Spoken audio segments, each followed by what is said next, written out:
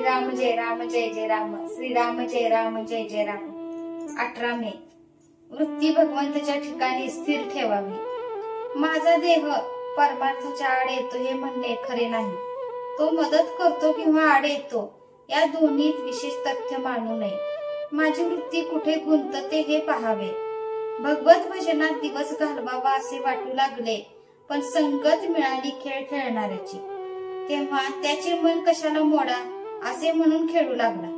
भगवंताच्या स्मरणात राहण्याच्या वृत्तीपासून ढळू लागला तर कसे होणार? आईने आजवर खस्ता खाल्ल्या, लहानाचे मोठे केले। तीच आई लग्न झाल्यावर विषयाच्या आड येऊ लागली आणि म्हणून वैर्यासारखी वाटू लागली। वास्तविक दोघांच्यातही देहांत फरक होण्यासारखे असे काहीच झाले नाही, पण वृत्तीत बदल झाला। विषयातच मी गुंतून राहू लागलो, याला काय करावे? मी सुखी कशाने होईन हे आपण आपल्या कल्पनेनेच ठरवलेले। पण या जगात पूर्ण सुख किंवा पूर्ण दुःख असे काही आहे का? जे खरे असेल किंवा खोटे असेल याची आपल्याला खात्री नाही। त्या बाबतीत आपण रिकाम्याच कल्पना करीत बसतो। दुसरा मनुष्य ज्यावेळी आपल्याला त्रास देतो त्यावेळी त्यामध्ये 50% आपली कल्पना असते, बाकी उरले 50%। त्याबद्दल त्याने दिलेला त्रास मी करून घेणार नाही ही वृत्ती असावी, म्हणजे संपले। आपली वृत्ती सारखी बदलते आहे आणि जगही सारखे बदलते आहे। त्यामुळे अमुक परिस्थितीमुळे सुख किंवा अमुक परिस्थितीमुळे दुःख होते हे वाटणे खरे नव्हे, कारण सुख दुःख अस्थिर असते। शास्त्रांचे नियम हे वृत्तीला स्थिर करतात। भजन, पोथी वाचन, मंदिर बांधणे वगैरे गोष्टी जर वृत्ती सुधारण्यासाठी न केल्या तर ती नुसती करमणूक होते, त्यापासून खरा फायदा होत नाही।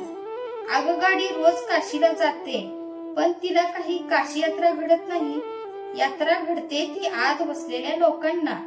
गंगा स्नान, विश्वेश्वराचे दर्शन वगैरे आतल्या लोकांना घडते। त्याचप्रमाणे देहाने नुसता पूजापाठ वगैरे करून परमार्थ घडत नाही।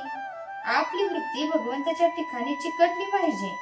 भगवंताचे रूप सारखे समोर ठेवता येणार नाही, पण त्याचे रूप लक्षात आले नाही तरी आपण त्याचे नाम घेतो हे लक्षात राहिले तर वृत्ती सुधारेल।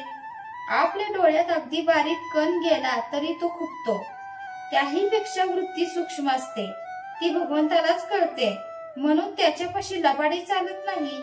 विषयाचा भोग आला असता जो त्याच्यामध्येच गुंतत नाही त्याच्यावर भगवंताची खरी कृपा झाली हे समजावे।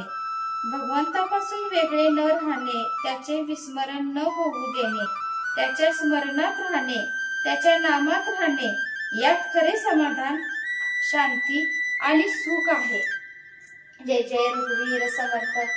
आजचे बोधवाक्य: वृत्ती स्थिर होणे, शांत होणे याचे नाव समाधान, आणि भगवंताकडेच वृत्ती सारखी राहणे याचे नाव समाधी होय।